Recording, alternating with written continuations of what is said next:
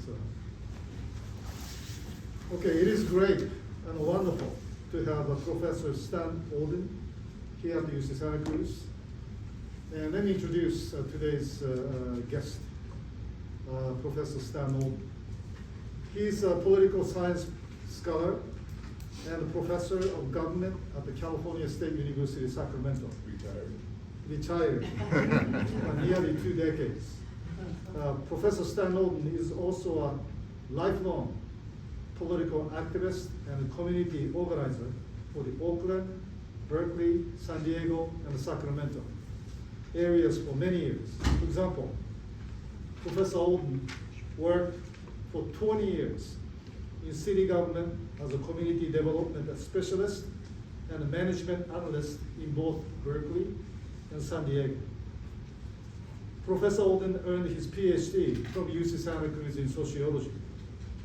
He also holds a master's degree in community and environmental management from U.S. International University and received his bachelor's degree in political science from UC Davis. Professor Oden has many publications, including Race, Poverty, and Social Justice, Hurricane Katrina Response and Responsibilities, as well as Introduction to Ethnic Studies, and many articles.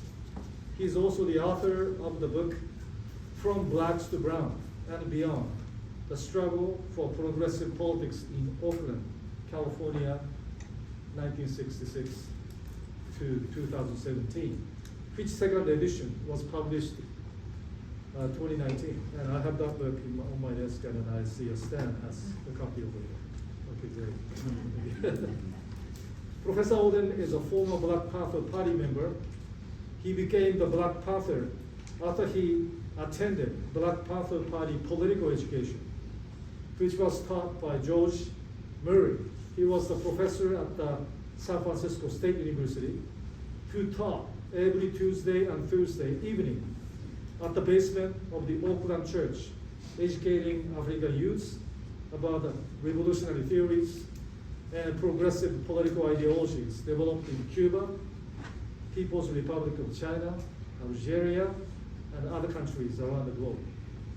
And the Black Panther Party in Oakland was also very eager to engage in cross-racial and cross-ethnic coalition-making activities, including its Rainbow Coalition movement projects.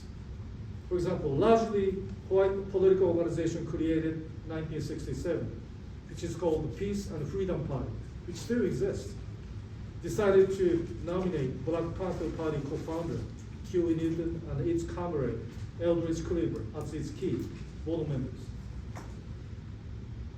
When Professor Oden was at UC Davis, he was on the front line as one of the only 40 African American students on campus in 1967. He became the founder of the Black Student Union at UC Davis, which became the first such progressive organization on campus, and wrote the column, regular column, called The Dark Side for the UC Davis school newspaper called the California Aggie. Now, as we have announced, that there will be an interview or presentation which will be recorded and be made available to university community and beyond. And thank you for making up and participating in making up the wonderful questions which we sent to Professor Stan yesterday. So I'm not sure whether he had time to prepare. A chance to answer. You look good. Okay, thank you. So for the first probably 40 to 45 minutes, Professor Oden will talk first and then respond to the questions. And after that, we will have Q&A session in which Professor Oden will respond to our questions and have the opportunity to interact collaboratively. Please welcome Professor Oden.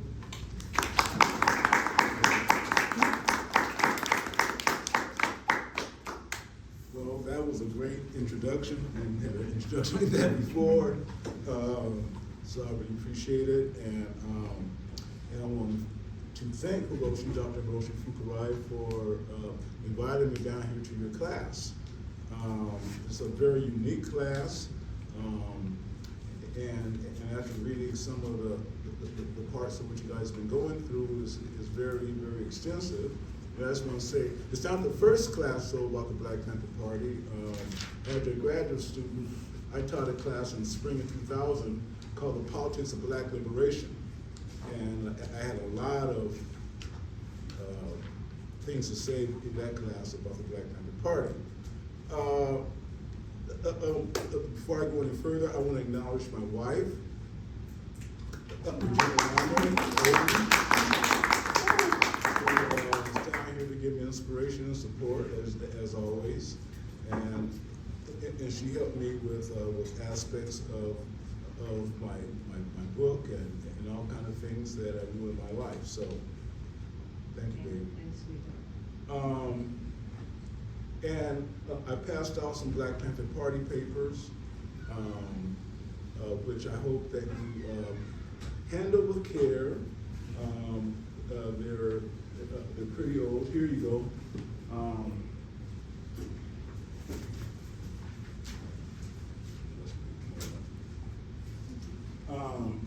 But I want to dedicate this talk to my late aunt, Arlene Slaughter, who, if it wasn't for her, I wouldn't be able to give this talk, because she was my favorite aunt. She was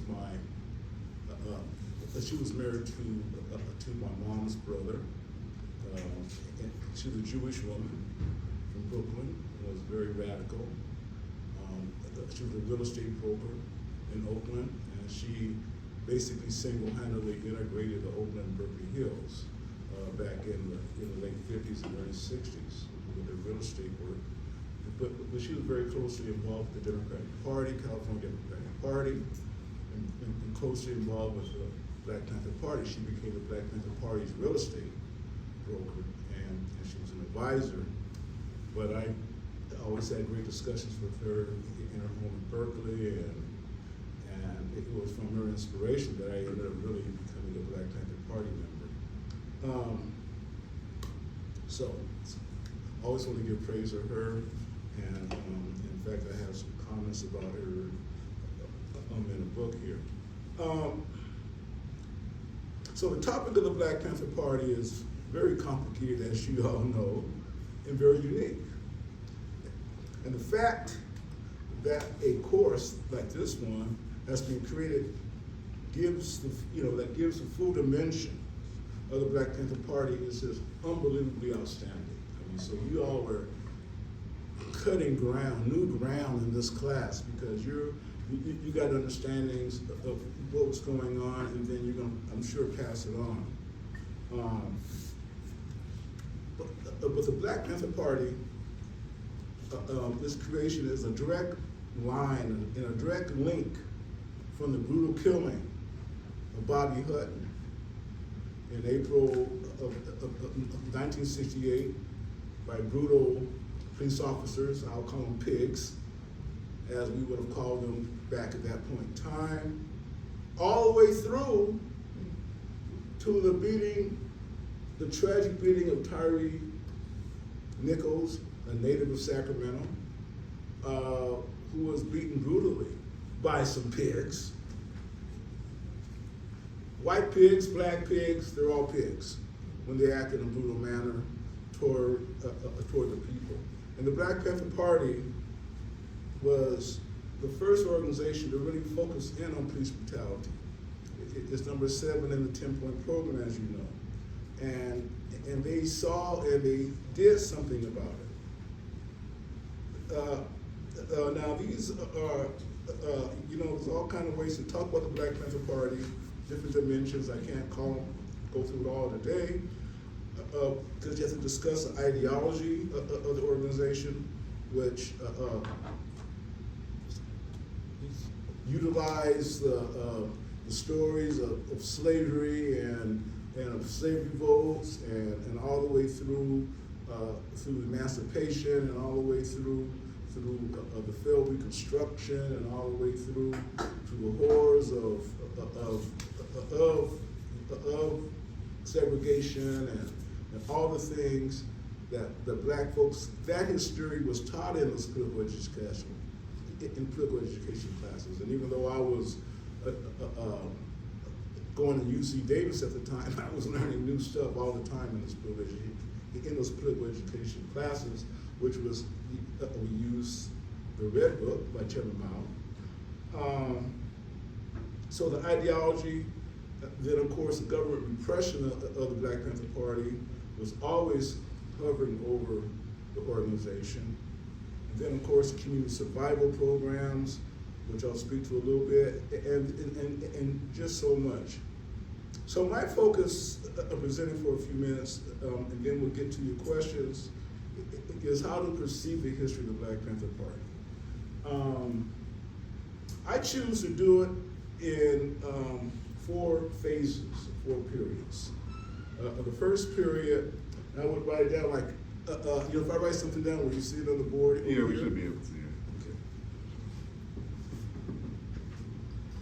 Okay. The first period is basically between 1966. Now these years and stuff, you know, is very flexible.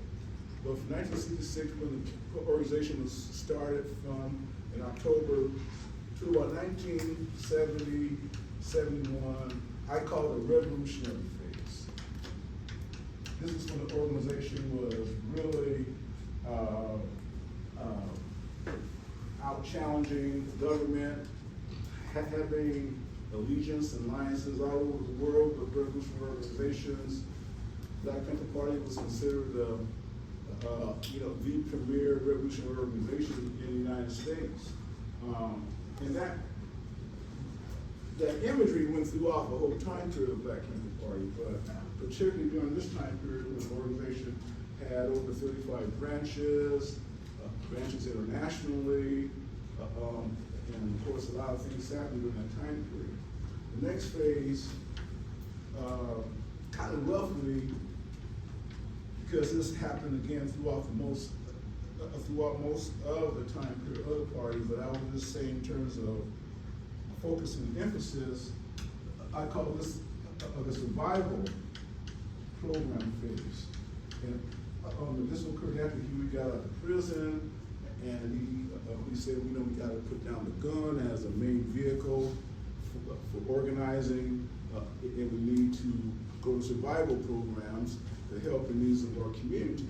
Now that was essential for the organization to really connect the community. He said the community's got scared of the guns. It wasn't just that, of course, you had the police repression, and of course Huey had just came out of prison at that time. But a lot of people interpret it as, oh, the Black Panther Party is reforming. Of course, at that time, Elder Cleaver had broken away from Huey, and they basically were saying that Huey is not revolutionary enough, and David Hilliard, who was basically running the party for that time period, was a sellout, and all kind of stuff was being said. But what Huey was doing, he was advancing another level of where the Black Panther Party could connect with the community, and they did that through the survival programs, like the free breakfast programs, the free busing prisoners program, the school, the community school program, the student programs that they did, that free food giveaways. Then, basically from, and this is really rough time period, basically 1972, 73 to about 1976 or so, I call this the gangster phase. Now, that's not really the same as the other 2 phases, but what occurred was that Huey had become kind of like he was a very charismatic leader, but he became kind of a person within himself. He was very paranoid, very worried about being killed by the police. So he stayed in a penthouse up above Lake Merritt, where my aunt got the penthouse for him. And I had a chance to visit him in his penthouse after he came back from China. Had a chance to, that was my first time meeting him. But during that phase, he was doing a lot of cocaine. Now, cocaine was very ubiquitous in the Black community during that time period, right? I mean, it was something that a lot of folks did intellectuals or musicians or whatever, and so Huey, but Huey was a prolific writer, and cocaine will keep you up. 24 hours, 36 hours, I don't know, but he would do a lot of writing. This man wrote volumes of things, volumes. But he had to, what he did in this time period was that, he had bodyguards. And so I talked to him about that. And then, basically, 1976, 77 to 1981, I call this the phase-out period. And during this period, the party, the paper was still being printed, being put out, but kind of party organization wasn't as in depth at that point. So I can say, like, we're familiar with the revolutionary phase because that was when the Black Panther Party was at its height in terms of the political participation of Black people. Also, there was constant conflict or war with the U.S. government. Of course, the party engaged in the boldest revolutionary posture in the history of the country. I mean, there's no other organization. I mean, SNCC was like probably the most radical organization up until that point. The Black Panther Party just kind of blew them out of the water in terms of organizing, in terms of its reach to young Black people, in terms of its ideology. And SNCC eventually merged into the Black Panther Party for a brief moment. But the Black Panther Party, like I said, established branches and chapters throughout the country. Of course, most important, the 10-point program. The 10-point program was made operational and functioned in an environment of police repression at the highest in the FBI. The FBI with COINTELPRO. It wasn't just FBI, there was the drug administration. I mean, it was just all these different branches, the Army. I mean, all these different branches were of course spying on and trying to repress the party, and they did, as well as killing members of the party. So from the shooting of Huey, the killing Bobby Hutton, and others, over 28, and I knew some of these party members when I was in Oakland. Got to meet a lot of the main people who were the main functionaries, from Bobby Seale to David Hilliard, who I became really close to over time, and all the folks in the Central Committee that was coming in and out of St. Augustine's basement church, in the summer of 1968. You was able to see and hear a lot that was going on. And David Hilliard was the person who really ran the party. He was the chief of staff, and Huey was in jail. Eldridge was in, where was Eldridge? He was in Cuba, and then he was in Algeria, and then Bobby wasn't around. So David Hilliard was God, and David was real close to Huey. And he was a hard-nosed individual who didn't take nothing from people. He was a longshoreman, so he was tough in terms of organizing. So the organization existed like any other. I mean, the main thing that kept the organization going was the fact that they had so many different individuals who were by themselves leaders. By themselves, they were very dynamic, the men and the women. The women were unbelievable in the Black Panther Party. You looked up to the women who were in position because they could kick your ass, number one. But number two, you had to basically respect and understand. At least that's the level where I was at, which was just rank and file party member. Which most of what I did was I went out to rallies, I was security, I sold a few papers here and there. But most of my stuff was done in the summer of '68, and then I moved back up to Davis. I was playing football, I was running the Black Student Union, had an article in the paper. And then I invited George Murray up to campus, who was Minister of Education. So I'll tell you more about that a little bit later. So when Huey got out of jail, it was an opportunity to unite the Black community. And the party shifted into a community survival mode and shifted its operations solely to Oakland. They closed down all the branches all over the country because they felt that they really couldn't control these branches. And let me tell you, it was quite wieldy. I mean, you have over 5,000 members, and thousands of other people who were supporters. And these different branches, these individuals, they had their own hierarchies and then their own way of disciplining people. And some of this stuff got out of hand. And then plus, when Huey went to prison, he knew basically everybody in the party. When he got out of prison, he didn't hardly know anybody in the party except for the people in Oakland. So he really kind of distrusted all what was happening, what's going on in New York. New York had two branches. They had one in Harlem, they had one in Brooklyn. And so one branch went against him and one was for him. I was back there in '71 with my cousin, who eventually married Huey, and we were in Harlem when saw the Eldridge Cleaver folks marching down 125th Street or whatever we were on. And I said, well, let's get the hell out of here because I knew that my cousin would be in jeopardy, which meant I would have been in jeopardy to find out who we were, because we were aligned with Huey Newton and the Panthers in Oakland.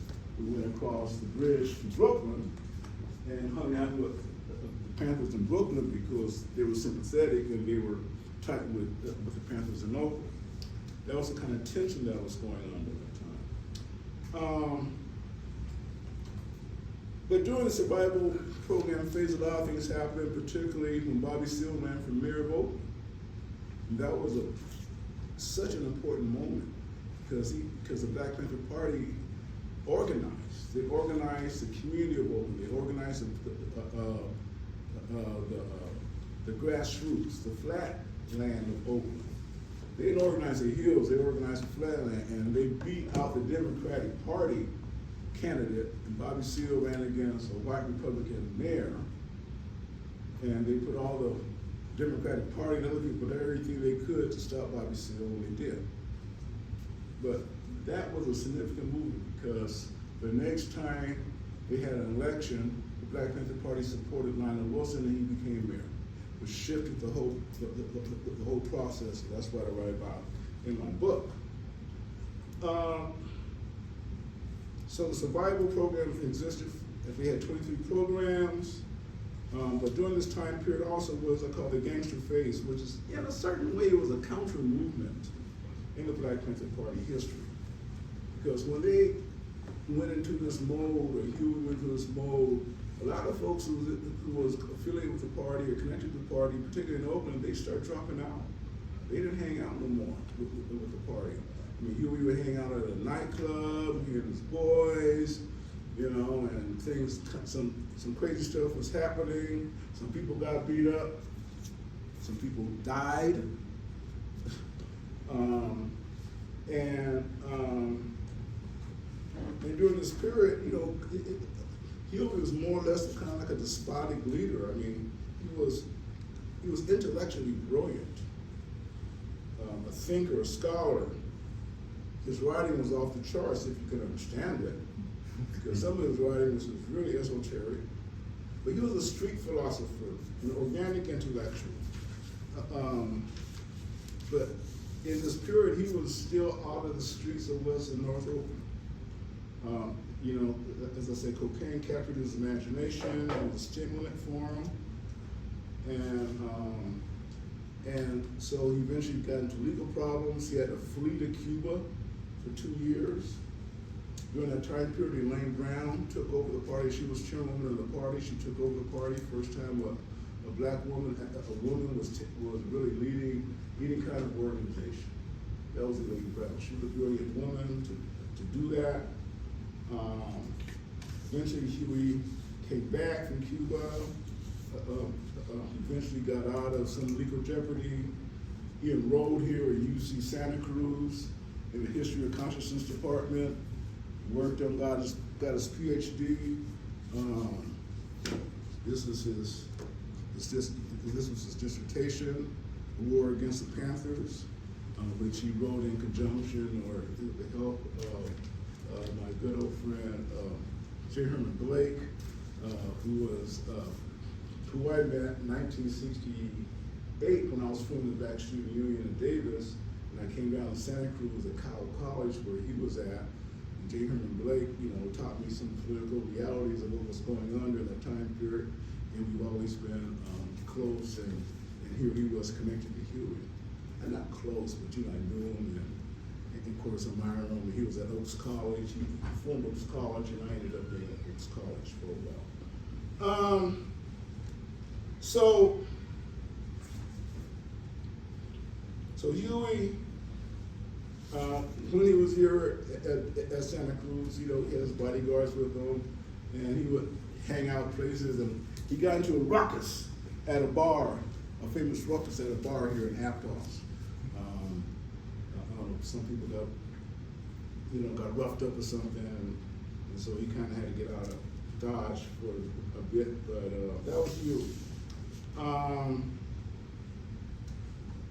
During this time period, Huey married my aunt's daughter, Frederica Slaughter, and they got married. So Huey becomes my cousin-in-law, and so I got to hang out with him now and then. And Huey really was kind of a schizophrenic individual. I would say he was bipolar because he could be great, beautiful one day, and the next day you go, wow, I don't want to be around this person. He and his wife, they adopted 2 black kids who were crack babies. So here was Huey, kind of addicted to cocaine, but here he was taking care of 2 crack babies. That's kind of the person Huey was, a very gentle person. But he also had that other side. So the party phased out during this time period in 1981, post-1981. And of course he ran a community school, which was very famous. But all that eventually phased out. The last time I saw Huey, I was in Berkeley, I was working for the city of Berkeley, and he was living in Berkeley with my cousin. And last time I saw him, we crossed paths in downtown Berkeley, and I had just gotten accepted into Santa Cruz for the PSU program. I said, hey, Huey, I'm going to Santa Cruz. I got in graduate school. He said, oh, hey, he said, hey, Stan, great, congratulations. Stay out of the bars. And we laughed, and that was the last time I saw him. Of course, the next time, big thing happened to him was his assassination in West Oakland. He was killed by a gang member, and he was trying to cop some crack cocaine. At his funeral, I'll pass this around. This was the funeral program for Huey. All the great luminaries of the movement were there. From Angela Davis to the famous football player Jim Brown. I was right next to him. That's Jim Brown. He was a god in terms of football. And here he was at Huey Newton's funeral. So after the funeral, Huey's widow, my cousin, and David Hilliard, they started the Huey Newton Foundation. The foundation is a body set up to pursue the legacy of Huey Newton and the Black Panther Party. She's done a great deal of work. She's unbelievable. Here's a picture of her. That's what's around about the foundation. She was able to get a street named after Huey. 9th Street, which a great friend of mine lives on, so I know, and we have a bust and statue. You ought to go down there and see us sometime, right in the middle of West Oakland. And the foundation is looking to build a research and history museum in downtown Oakland. They have space. So, so you can go to a website, you can learn more about it from the foundation. So that foundation is there to keep the efforts of the Black Panther Party going and to keep the flame burning up for the liberation of all people. Power to the people. Thank you.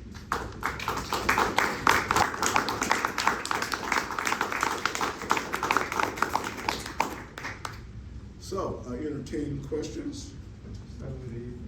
All right. I have them right here, but how you gonna do this? Oh yeah, usually we'll speak out the questions. It'll go me, Anna, and then Eddie. It'll just cycle from there. And then of course, kind of whatever question you have, you want to add on to anything, do Yeah, so. sure. Yep. Cool. So once again, thank you, Hiroshi, for introducing Stan. Stan, good to see you. Basically, our first question is kind of a background question about sharing your background, including where you were born, grew up, and schools you went to. Basically, that was already answered by Hiroshi, but if you have anything to add, that would be great. Well, I was born in San Diego, which in the 50s was a pretty conservative place, a Navy town. My dad was in the Navy.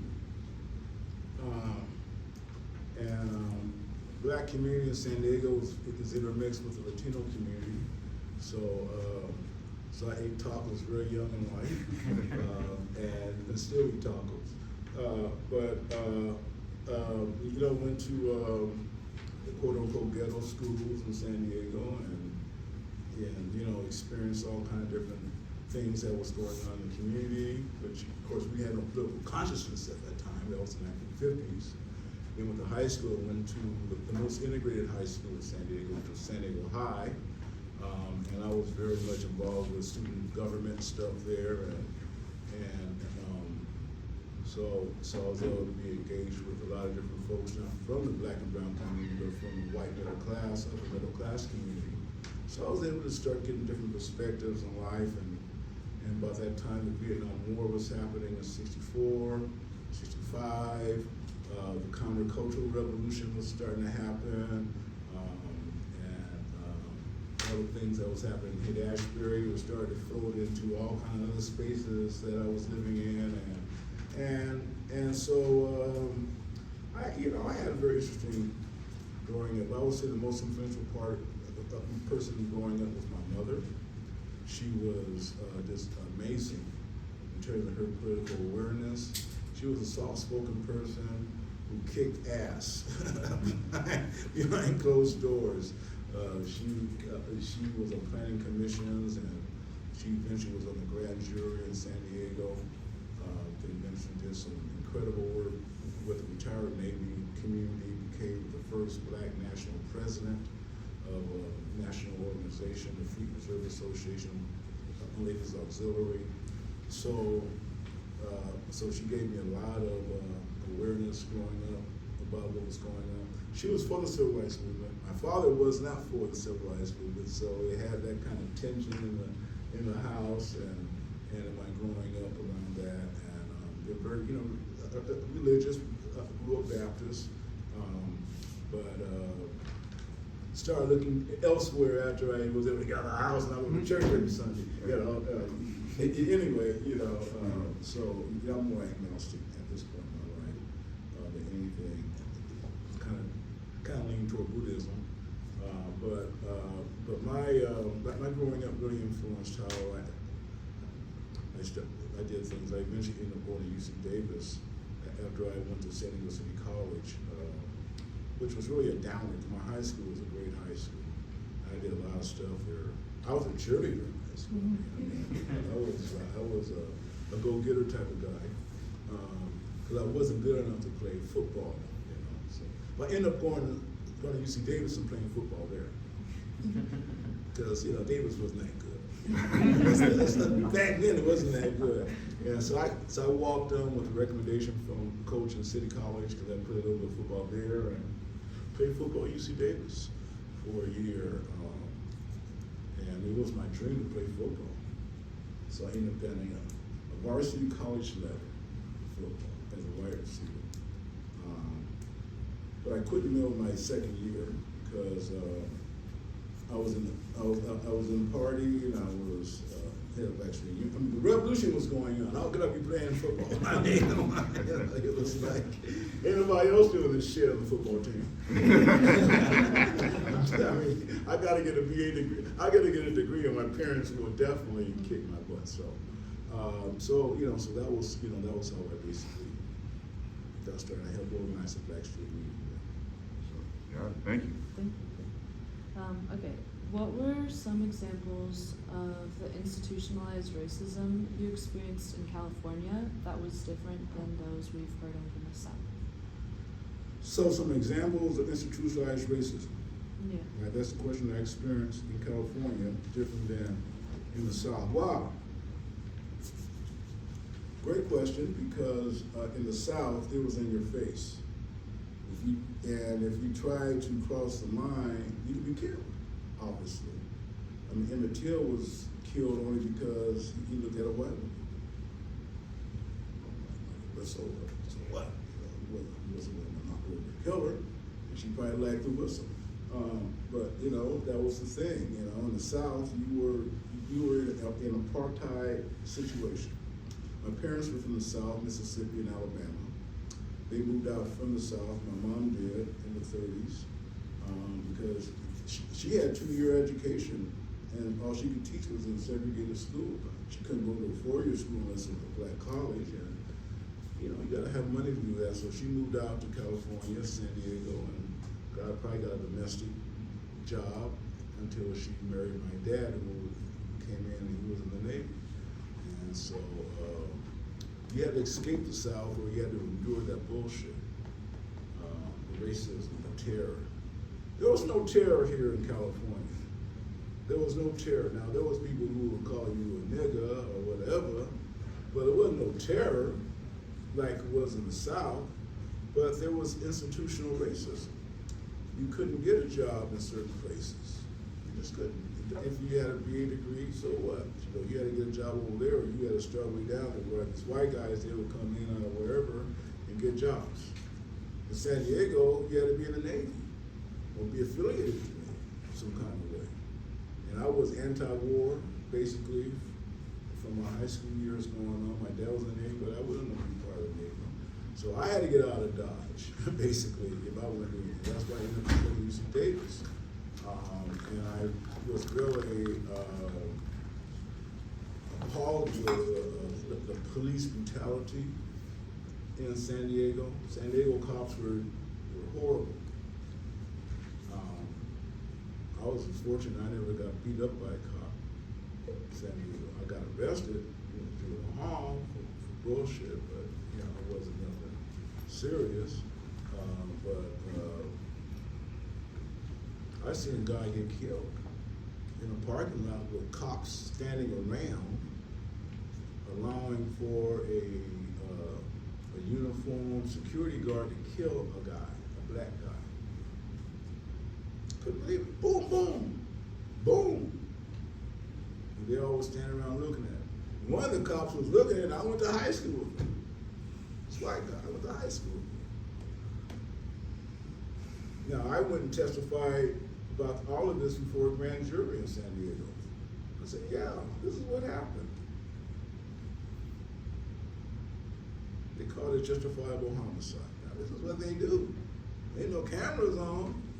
There were no cameras back then. So that, that was just an example of institutional racism in California. I can go on and on, but we don't have time. And it's particularly education, though. In education, institutional racism was heavy education.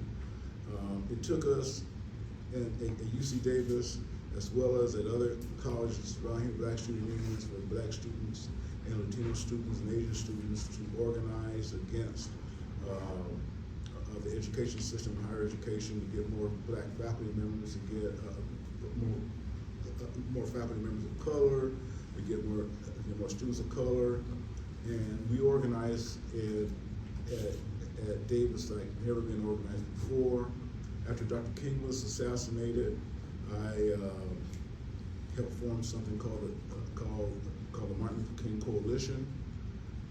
We had rallies, we had amazing, not confrontations, but Ronald Reagan was governor there then, and the UC Regents. I met with the Regents, a committee of the Regents, these millionaires, and was trying to tell them about Black studies and trying to tell them what we need, representation. We had 2,500 students at a Regents meeting at Davis, because they said, oh, Davis is a quiet campus, nobody's gonna do anything at Davis. We can't go to Berkeley, we can't go to UCLA, we'll go to Davis to have a Regents meeting. We had 2,000 students there in the hall, and they got me out of there because they thought I was gonna do something with Reagan. But they didn't do anything. So we said, at your next Regents meeting, we're gonna be there. The next Regents meeting was at UC Santa Barbara, and we had 500 students go down to UC Santa Barbara for the meeting. And they freaked out at UC Santa Barbara. People were jumping out of the windows because they thought we was gonna take over the campus. It was amazing. But then when we got to the meeting, the president said, we agree with your demands. And they opened up the EOP program tremendously. And we increased the enrollment, Black students. Then the next year, I helped organize the students around Black studies and ethnic studies, which we finally got. UC Davis has ethnic studies and Latino studies, Asian studies, African American studies, and all was because of the protest work of students just like you all. I was just like you all, sitting up in a classroom. I didn't go to class much. But, it was just everyday students from the communities of the affected communities. Because you all know what's going on back home. You know what's going on with your friends, with your partners, with your kids, with your homies. And so you're organizing for them here. You're organizing for them here. That's what we were about. It's okay. Next question, I guess. I can say a lot more. Can you speak on your experiences obtaining your degree at UC Davis? And can you also speak on your relationship with the sociology professors Marty Fry, John Brown Childs, and Angela Davis? Oh boy, you had two of my greatest people named here. Hardy and John Brown Childs. If it wasn't for Hardy, I wouldn't be sitting here either, because he got me into the sociology department. And at the time, they were going through a war. I don't know if you guys are going through wars now, but war between the Marxists and the feminists and quote-unquote multiculturalists, right? There weren't many students of color, not any students of color at all in the graduate program in sociology. And Hardy was in the middle of, Dr. Fry was in the middle of the battle. Now these are left fighting left here. I mean, so it was a dramatic struggle that was known nationwide. And the battle was to basically bring affirmative action to the sociology department at UC Santa Cruz. And so Hardy came to me one day, because we always talk, we were good friends, we knew each other since 1968, and so we would watch football together, smoke some doobies together, commiserate together, everything. We were really close, and we talked politics all the time. We always would battle because he was a Smith guy, I was a Panther guy, so how did we deal with that? He was always, I would go, but this is what's going on. And so we always had these great conversations. But Hardy said, you want to go to graduate school, this is the time to do it. I was working at the city of Berkeley, and I decided, I was out of a marriage, and so I decided this is the time to do it. So I took a vow of poverty, came to graduate school here, which was just the greatest experience for me, and I met great people like Dr. Fukurai. If it wasn't for Roshi, I wouldn't be here either, because I had to take a course called quantitative analysis. I can't even spell it. I had taken an undergraduate statistics course here, barely passed it. And so I was able to take quantitative analysis. Somehow I got through it because this teaching is, as you know, his teaching is excellent. Very, very personal, very understandable, and somehow I got through covariance. Is that what this stuff is? Covariance structural analysis. Yeah, covariance structural analysis. I couldn't get you to the right page to where it is now, but anyway. I don't remember any of it because I haven't had to use any of it. I'm a qualitative analysis guy. But no, it was these individuals who got me through. And then John Brown Charles, who was just tremendous. I knew John before I got here because he was close friends with Hardy. And he was just a wonderful advisor, professor, taking this class. Such a brilliant man, such a brilliant man. And then there was this other professors here that guided me through Jim O'Connor, who was an unbelievable Marxist economic legend. Me and him was very close. Even though he flunked me in this class, I became a really close friend of Dr. O'Connor. So I can go on and on about that too. Awesome. What was the other part of that question? Angela Davis. Those who worked at SMAC in Alabama, civil rights. And how about Angela Davis? Angela, well, you know, Angela is unbelievable. She was a professor when I was a grad student here. So I didn't really, I mean, I had seen Angela back in 1970 in LA. And I knew people who knew her then. In fact, she was in San Diego in 1970. She was with Herbert Marcuse, and so I was around her at that point. She wasn't the Angela that she is now, but she was controversial because she was Communist Party member, teaching at UC, and then when she ended up becoming a call celeb after Jonathan Jackson shootout at the courthouse or taking over. I mean, the shootout was the guards killing and shooting him and other people. That was a shootout. And of course, they accused her of supplying the guns for Jonathan Jackson, and she went in hiding, and they ended up going to trial, and the Free Angela chant, and her trial was amazing. Angela was just a brilliant person. In fact, she came to my class and taught, she came to my class, so I was honored to have her come to my class and say a few words to my class. And I haven't seen much of her since she retired. I follow her. She's just one of our most foremost thinkers in feminism and understanding the effects of the prison industrial complex and war. She just knows a lot of stuff. Thank you. Thank you. Our next question, and this, I kind of also have another question. This is related about college. You are UC alumni. A lot of us are about to be UC alumni, and we all know the cost of college. How much did it cost for you to go to college? Well, it was interesting because my parents made a little bit more money than I could get at EOP. I couldn't get an EOP because my parents made a little bit too much money.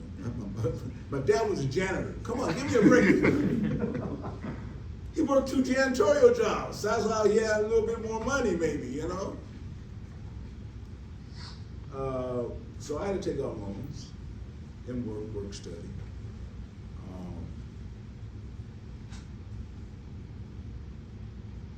That was good. I didn't have to sell any drugs or anything. so I never got that bad, So. Got it. Thank you. Our next question is, it does talk about how you led 2,000 students in UC Davis to the Regents meeting. So if anything else on that you want to expand on, you can. The other question is also more about cross-org collaboration with the Students for a Democratic Society, or SDS. Just kind of like any anything you want to add on that, or also your interaction with SDS? About, I missed a little bit what you were saying. All good, yeah. Oh, basically it's your general interactions with the Students for Democratic Society, SDS, or if you want to add anything to what you talked about with SDS? Yeah, SDS, yeah. Connection with SDS, okay, yeah. The SDS was an essential part of, particularly I was at UC Davis. They were the quite organizing wing of our student movement. You know, my girlfriend at that point was secretary of SDS, so I was going with a white woman during that time period, which didn't a lot of people. You know, hey man, this is my business. But anyway, so SDS, so I had good friends at SDS on campus. Now, SDS was a much broader piece, and once they became, you know, what happened was that SDS was a strong entity from 1964 to basically 1966, anti-war, very strong organizing students. But when the Black Panther Party came in, and the politics of black liberation became like the main focus, SDS had to fall behind the Black Panther Party. And they began to change their philosophy and their ideas. They became way more radical, and they became basically an underground revolutionary movement that was affiliated, that was connected to the Black Panther Party, but the Black Panther Party never, I don't think they ever did any joint operations or anything like that. Or I mean, in organizing stuff, they would come to rallies and stuff like that. But Tom Hayden, who was one of the leaders of SDS, he lived in Berkeley, and my aunt, who I was telling you about, she lived in the same street that Tom Hayden lived on, as well as Peter. Well, in fact, the Red Party, that was her house. It was next door to my aunt's house. It's on the same street. So it was probably the most radical street in the United States. That street, all kind of shit went down. Surrounding the Tom Hayden field his house, and so yeah, all that was going on. That mix was happening in the '60s, in the early '60s. After SDS became RIM2 or whatever the numbers they ended up coming with, and they were doing violent explosions. There wasn't much of a connection at that point. For sure, thank you. Yeah. Did you want to ask your question? Oh. Sure, sorry, we also added a question. This is kind of regarding your aunts as well. Yeah. This is about your aunt's involvement in increasing housing access to the Black Panther Party. We heard like a little bit about it. If you have any further examples, that'd be great. Well, my aunt was an incredibly courageous person.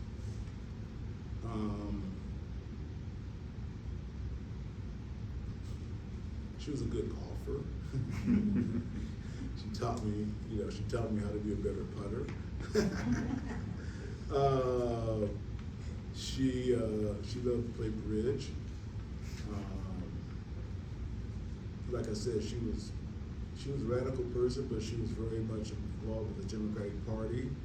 She probably helped every black politician get elected, from Ron Dellums to John George, Barbara Lee, who happens to be my sister-in-law, who married my brother 2 years ago. Of course, she's running for Senate now, so vote for Barbara Lee. If you want a progressive in the Senate, vote for Barbara Lee.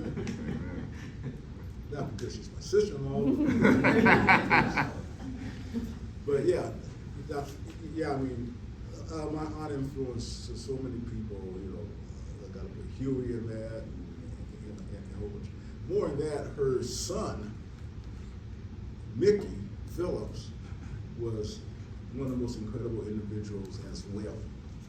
He worked in an anti-poverty program. He ended up knowing every black person in West and North Oakland. He was, he was a white guy amongst black people. Talked blacker than the black folks sometimes. He knew what was going on, and I learned so much from Mickey and from my aunt Arlene. Mickey was real close to Huey, grew up with Huey, knew all these people. David Hilliard grew up with these people he grew up with because his aunt lived in Oakland. So So Mickey knew all these folks, and was one of the hippest guys you would see. He rode around in a black Bonneville convertible. he was cool. Black slick hair. He was just a cool guy, and he became a real estate broker as well. Unfortunately, my aunt was not liked by the FBI and other forces. And she was assassinated in 1981, severely murdered. I was with her I talked to her that night she was killed. And I would have been at her home, but she said, no, me and the girls are gonna play bridge tonight. I used to go to her house. She had a sauna, a nice swimming pool in her house. It wasn't far from where I lived in Berkeley. And so somebody came in and killed her. We never found out. The DA, who hated her, wasn't going to be anxious to try and do everything he could to find out. So, but you look her up, Arlene Slaughter. She was one of the most dynamic people in the history of Oakland, Berkeley, the Bay Area. Thank you. Thank Yeah. you.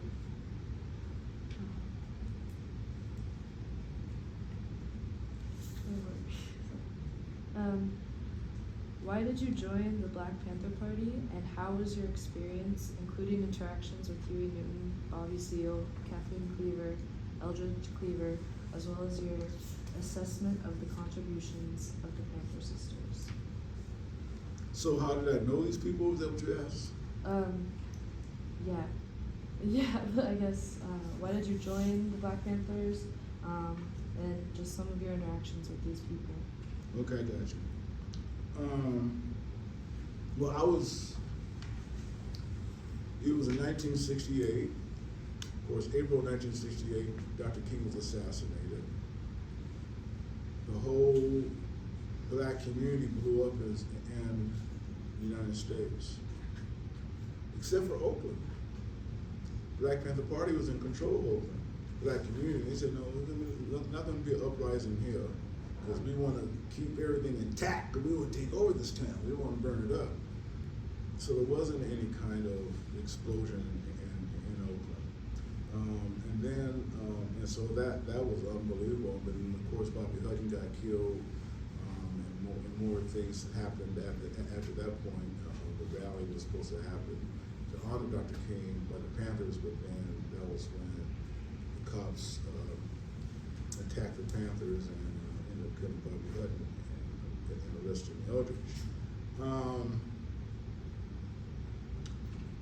So in June '68, Robert Kennedy was running for president, and he was a liberal, anti-war person, and of course he was a Kennedy. So I was nominally for him. I mean, I wasn't into the Democratic Party politics as much at that point in my life. And then he gets assassinated. I'm watching him basically get assassinated on TV, watching him. And, after that point, it was kind of like, where are we going? What's happening? As far as I was concerned, what Dr. King did, the nonviolent movement was basically in tatters. And even before that time, the civil rights movement ideology was not sufficient enough to deal with the virulent and violent institutional racism in other parts of the country, where young black people were revolting. So I said and I had a chance to pledge with a black fraternity. My brother was going to college at UC Berkeley and was one of the leaders there, and he was head of a Kappa Alpha Psi. And so, so I went to several pledge things, and but when they said, do you want to, you got to get up at 6 o'clock or 5 o'clock in the morning to wash somebody's car, I said, no, I can't do that. So I decided to join the Black Panther Party instead. The reason I had access because I was living with my cousin's, my aunt and uncle's house. My cousin lived there as well, and she had a young son who said, cousin Stan, I know you want to talk about Black Panther Party. There's a friend of mine down the street. He's a Panther, so went down to meet him. His name was Lothario Lothar, a very infamous guy in Oakland. Entertainer, whatever. So we smoked some J's and whatever, and had a good time. He said, "Well, you want to join the party? Come with me, and we'll go down to the church." The church was St. Augustine's Church. So basically, because he was so reputable, and so he brought me in to the political education classes, and that's how I joined the party.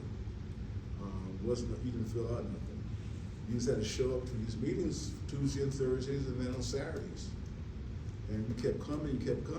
They said, then I had a certain kind of reputation, Black student union leader and stuff. So they started to trust me more, and so that's how I became a member.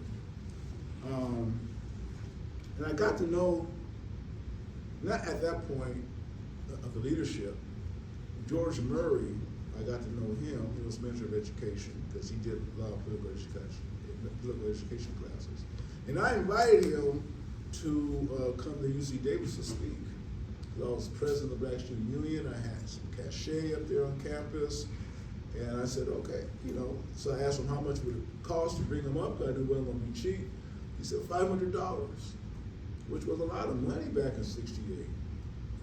So I went back to the campus. I was tight with the student body president, and I said, "Hey man, can you give me some money to do this?" We had no money. The Black Student Union had $500. So he agreed to do that, and I got $500, and George Murray agreed to come up to UC Davis. First time ever a member of the Black Panther Party of that stature, of any stature, was there at UC Davis. Now at that time, after the summer ended, I was a student at UC Davis. But I also had become, because I was in Davis, I was more affiliated, not with the Oakland chapter, not with the Oakland branch of the Black Panther Party, but the Sacramento branch. And that's where some conflicts happened because I wasn't always around, because I was at Davis, and organizing there, playing football, going to classes. I didn't really have that much time to go to Sacramento to participate with the party activities in Sacramento. I know that rubbed some people the wrong way. And here I was inviting George Murray up to speak. So he came up to speak, filled up the auditorium there. They was able to collect a lot of money. George gave an unbelievable speech. Everybody loved it. Not everybody loved it, but people there kind of loved it. He got out of Dodge with no problems. That was my worst thing, was that some incident was going to happen. The Panthers from Sacramento, they did the security for the event. So it ended, and it was great. Feeling really good. About a week later, I got a phone call from the Panther leadership in Sacramento. They said, "Why don't you come up and meet with us in Oak Park at a house up there?" And I said, "Okay." Came up, met with them, and they demanded another $500. They said it costs $1,000 to bring somebody like George Murray. I said, "Well, that wasn't the agreement. That was all I could raise. That was a lot of money back then." I said, "Well, now you owe us another $500. Like I owe them another $500. I said, "Look, man, I ain't got no $500. I'm just as poor as y'all. Come on now." And so they got very, very serious about it. And I ended up getting up and I said, if that's how the Black Panther Party operates, I quit. And I walked out of the room. Little did I know, you just can't quit the Black Panther Party that way. About a week later, they came after me. Came to my apartment. I wasn't there. They beat up my roommate, trying to find out where I was. And I got a phone call, get out. Where I was at our office, at a basement office. So I hurried as fast as I could out of that office, jumped on my bicycle, of course, this is Davis now, and went to my BSU advisor house, a black guy who was a black psychology professor who had all kind of guns. You didn't have any guns, did you? No. So I could have gone to your house. But he had all kind of guns because he had been in the streets of Kansas City and jail and stuff. So he knew. And he said, "Don't worry, I'll protect you. We'll protect you." And it was unbelievable. Here was the Black Panther Party saying they wanted to basically come down to Davis to kill me. And BSU members, men and women, said, "No, we're not going to let that happen." And we got my advisor's guns and we went out to the causeway, the causeway in Sacramento. We did target shooting in the early morning. I mean, people who hadn't shot guns before. And so they said they were going to come get me on a Friday night. So we bivouacked at a place, at a house. My brother, who was a graduate student at Cal, he was very, very militant. He brought up his guns. I had an M1 carbine that he gave to me with a 30 bullet clip, banana clip, ready to execute it. It was the longest night of my life. We had all the entrances to Davis guarded to know if they were going to come. The cops did not intervene because we had more guns than they did. Really. But we had a connection to the cops. I had a good friend who was the campus minister, who was really a close friend of mine, who kept in contact with the cops about stuff. But anyway, they didn't come that night. And the next day, some friends from UC Santa Barbara came up with guns to try and mediate the situation between me and the Panthers. And they got arrested, they lost their guns on campus. So I said, this has gotten out of hand. They want me, let me just go up and turn myself into the Panthers in Sacramento. So I knew they were having a social gig that night or that afternoon. So I went up to Oak Park, walked up to where they were having their gathering, walked up to the head of the Panthers and says, Charles Bronson. I said, Charles, if you want me, you got me. He says, no, we've been ordered to leave you alone. I said, really? And, apparently my aunt or some people at Oden basically said, no, don't mess with Stan. And so I walked away. About a week or so later, emissary, which is a committee from the Central Committee, came up, several guys, and they officially expelled me from the Black Panther Party, which I said, great, thank you. And they said, well, you can't be, you can't stay in the party anymore, which I've never said. I'm a member of the party. I'm a former member of the party, but you can still support us. And unbelievably, I've become much more connected to the Panthers after I was expelled than before, particularly with the hierarchy. I mean, I was able to get connected with, of course, with Huey through my cousin, and then after I graduated, down here at Santa Cruz when I was in graduate school, I brought Bobby Seale here for a whole week to Santa Cruz. He spoke at various venues here. He loves Santa Cruz. I took him to West Cliff. He says, wow! I love West Cliff. Right? It was beautiful. I brought Emory Douglas down here to speak, who was the Minister of Culture, who was a beautiful, brilliant individual who did all the artwork in the Panthers was done by Emory Douglas. And here's a book of the Panther Party newspapers. And I actually have an article in the party paper. Huey, I wrote it, I was doing organizing against the Republican Party in 1972. In San Diego, they were going to come and have their convention. Of course, in '68, Chicago was the Democratic convention, and 4 days of mayhem, right? Because of the anti-protest movement. So here was Richard Nixon wanting to come to San Diego, because San Diego's nice, leisure place, ain't nothing happening there, blah, blah, blah, blah, blah. Well, I started working with the anti-war folks, some of the underground in San Diego, to stop the convention Republicans from coming to San Diego.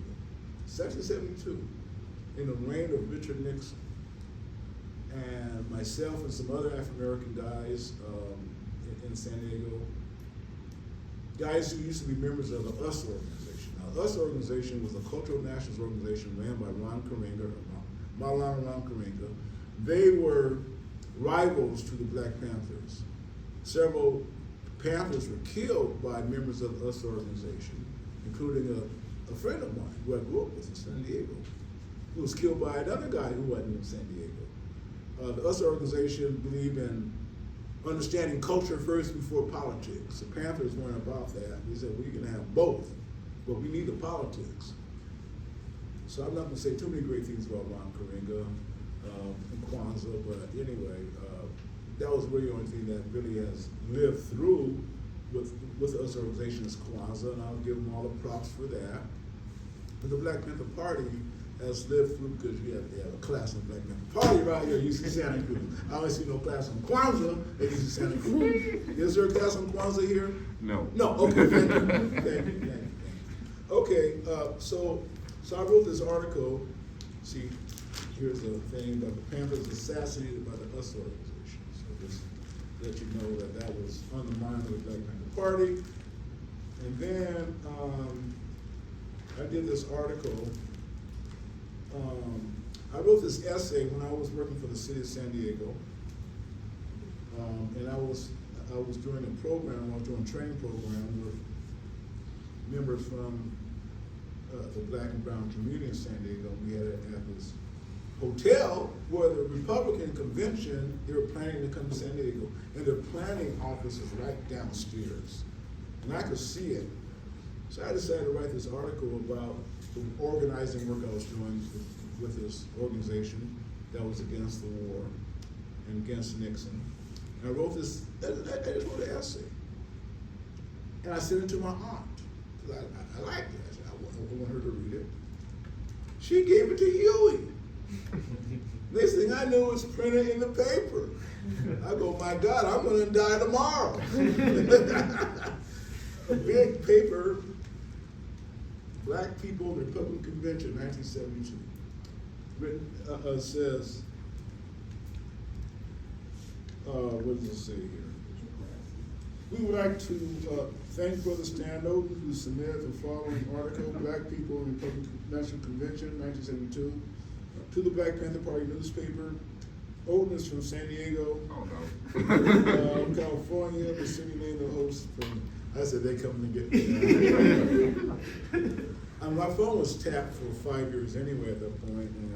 And in fact, no lie, the Army, there was an abandoned school across the street from my house in San Diego, and the Army moved in, put up communications there.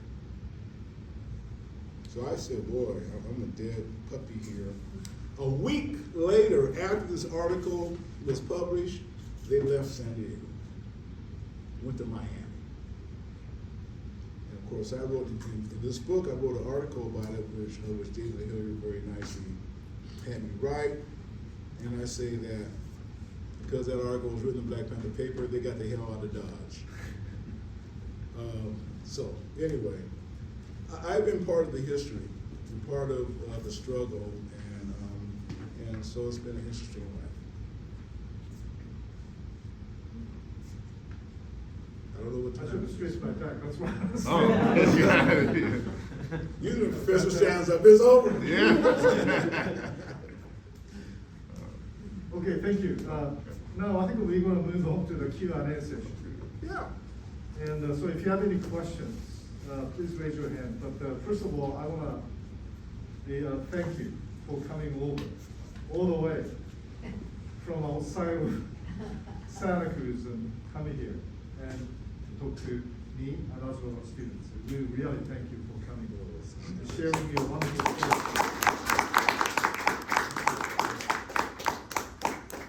And so first question I'm going to pose. Yeah. Today, February 21st, is the date that the Malcolm X was being assassinated. And Who? Malcolm X. So Malcolm X, yeah, Yes, right. and That's right. he's quite an important figure for Huey Newton. Yes. because the Black Panther Party actually followed kind of spirit Yes. and teaching Yes. of Malcolm X. And he was also surveilled by FBI, as you know, COINTELPRO. So, and he ultimately being assassinated. And as you said, the many Panther members, as well as supporters, have been monitored, surveilled by FBI, even before the Black Panther Party members began to realize. So I wonder the extent to which, just based upon your recollection of your communications with the Black Panther members, and so on, that particular incident happened in 1968. That might be a part of the COINTELPRO, the project tried to create the schism, try to manipulate the organizations, because similar things happen almost everywhere.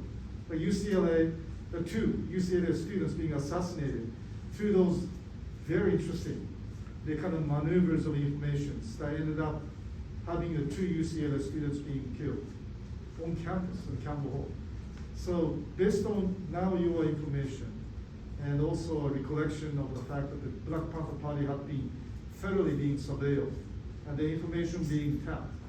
So how much to the extent to which, like you as a leader of the UC Davis, the head of Black Student Union, writing articles regularly for the school newspaper, inviting George Murray, one of the most important educators in the political education programs from San Francisco State.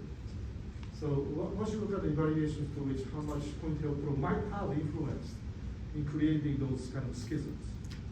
Wow, you know, well, you give me some food for thought there in terms of what could have been a connection with COINTELPRO and the FBI. I could be very naive to say that I didn't feel that what happened with bringing George up and then the aftermath. I don't know.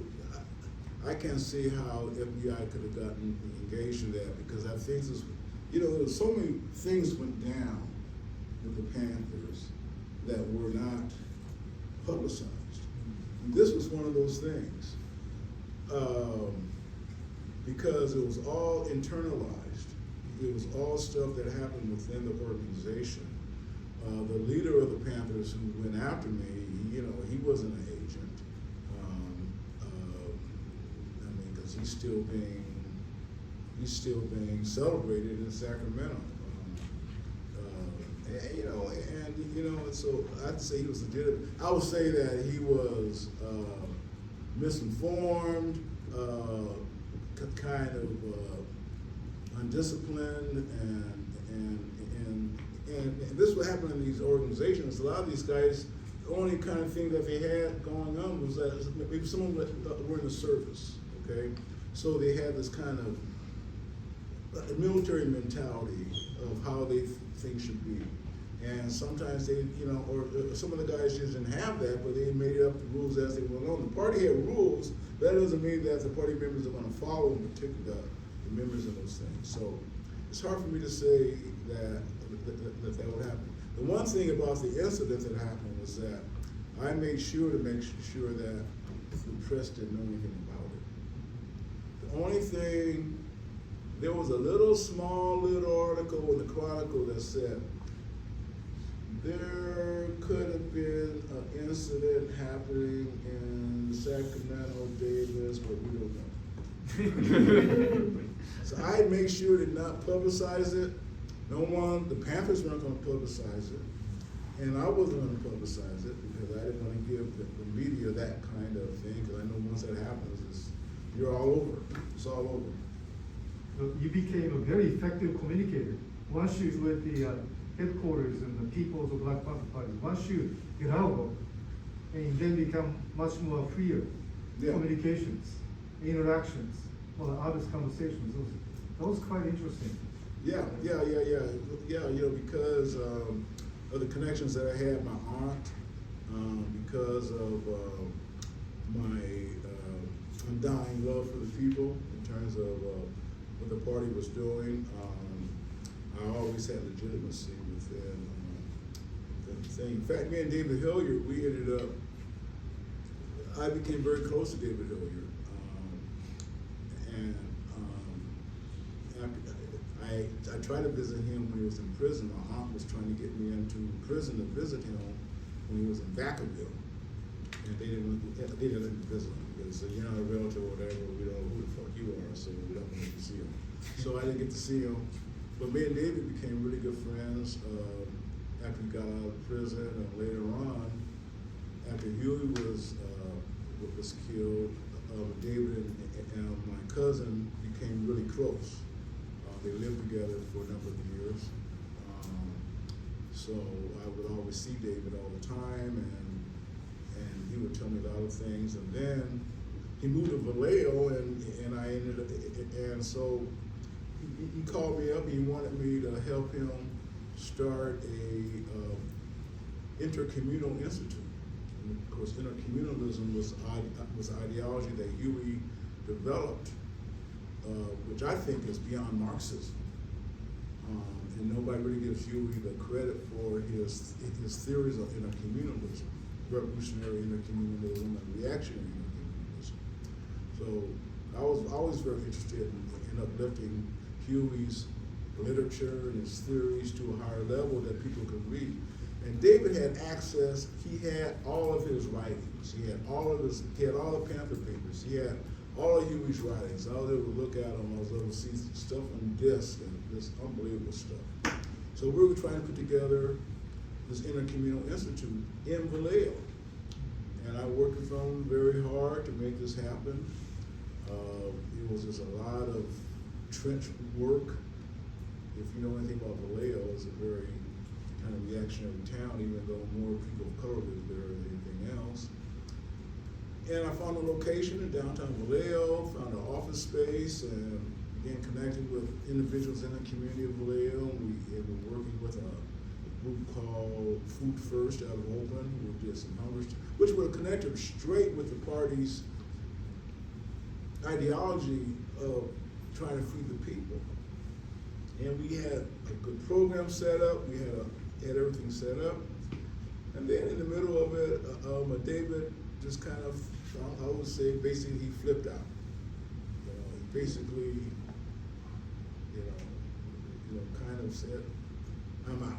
I mean, it was his idea, and he said, no, I don't want to do it. He became suspicious of me, other people. It was his idea, and so I ended up finding out he was undergoing dementia. He had acquired dementia, and so when you have that kind of illness, you space in and out of stuff. So I had to end up abandoning that project, which was a little bit costly for me, but I was able to get out of it. Unfortunately, somebody was able to get next to David, get next to the big collection of material, and it got stolen.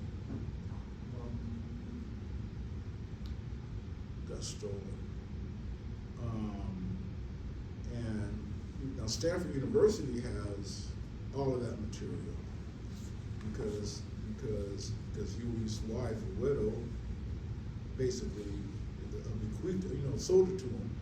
Someone has some place where it's going to stay there forever. But her stuff, anyway, it's gone. So she's trying to create this institute in Oakland. And so I want to give her my papers eventually and other things that I have. And maybe one more question, please. Sure. There's a great African scholar called Gerald Pong. Gerald Pong. And he teaches at the University of Houston. He used to teach at Santa Barbara.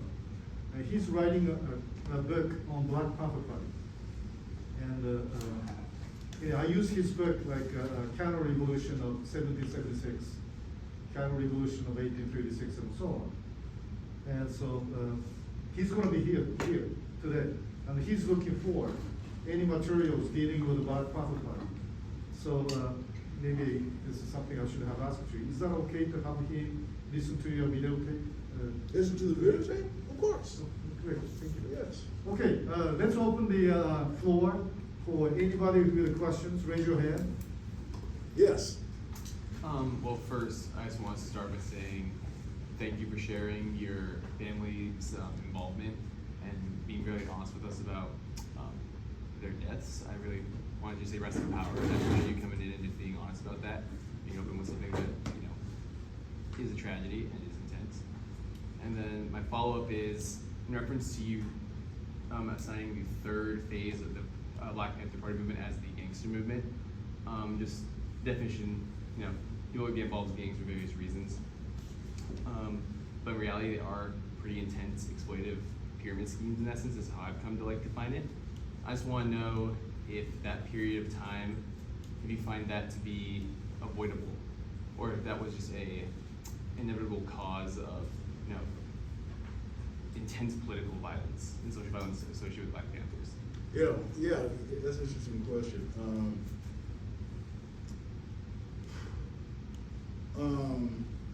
With the insertion of cocaine, and of course heroin was always in the black community and the brown community, you know, some kind of way. But the insertion of cocaine brought on a different kind of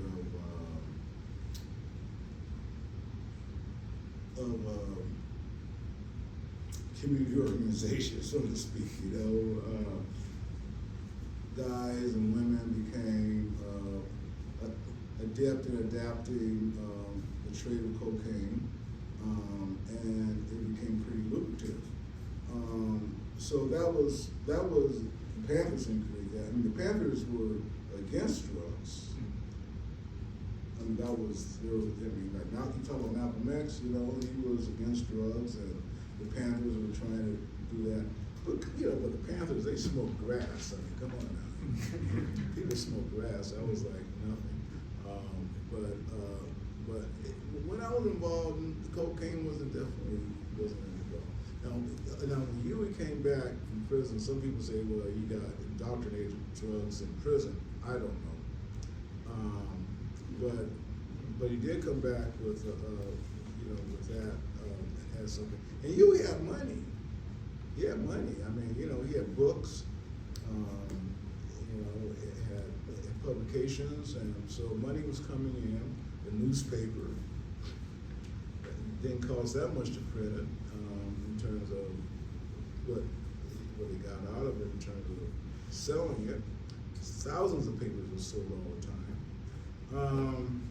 So I think you know, of course, it was all personal, and Huey was a pretty intense person, very intense, and so I think that he would have been in that framework anyway, because that was how, you know, he was just that kind of person. You know, he was intense intellectual, so he needed some stimulation. That was a stimulation. Oh, besides good cognac too. Yeah. But no, but great question. Appreciate your comments. Thank you for answering that. Appreciate it. Anyone else?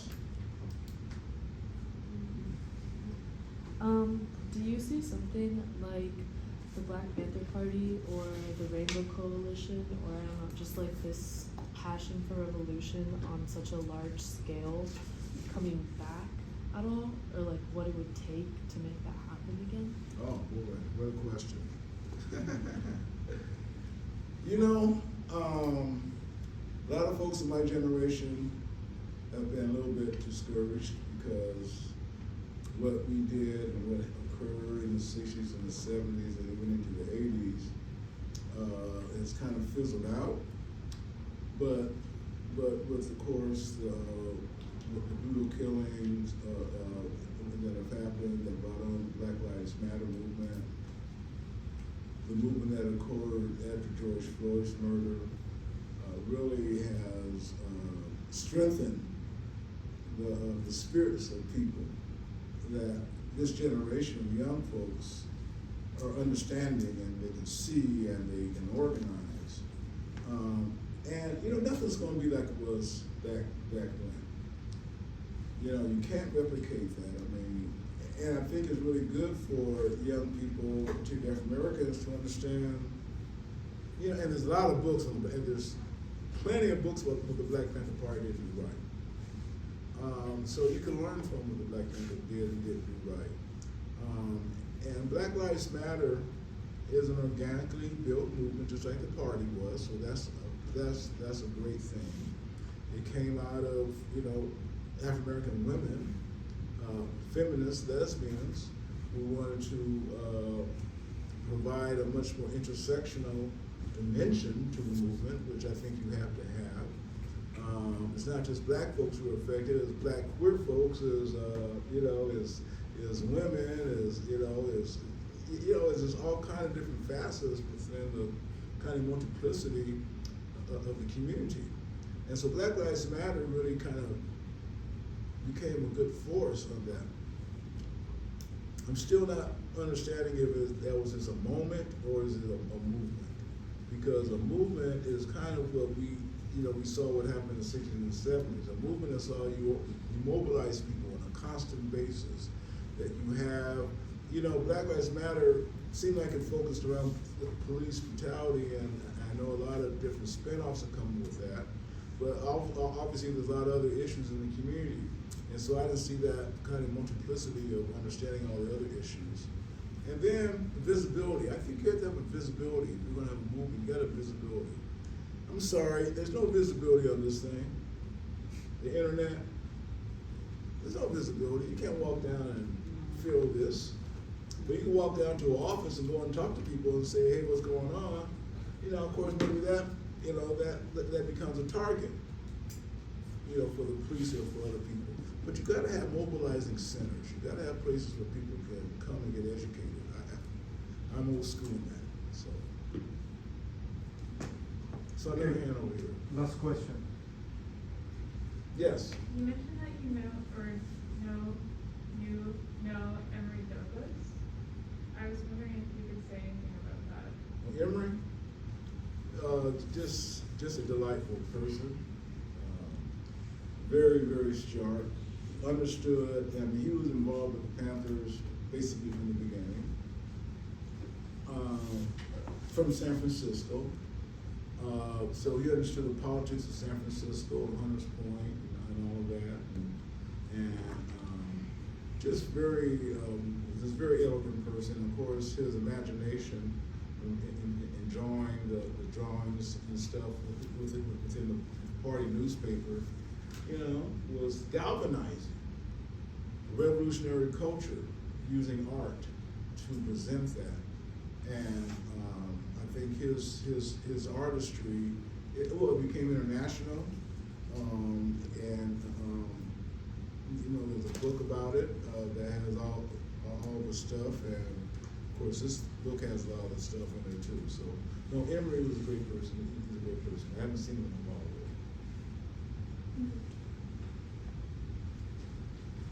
You guys enjoy seeing the papers? Well, I'm sure they'll be made available at some point in time by the Human Foundation, and how else you can get them. And I just want to say it's been a pleasure coming back to my old stomping grounds, and hanging with you guys. So good luck with your work. Hopefully you'll get back to your communities and stimulate folks. And you're already leaders because you're in this class. So just expand your leadership skills to folks who need help in whatever communities that you're in. So thank you very much.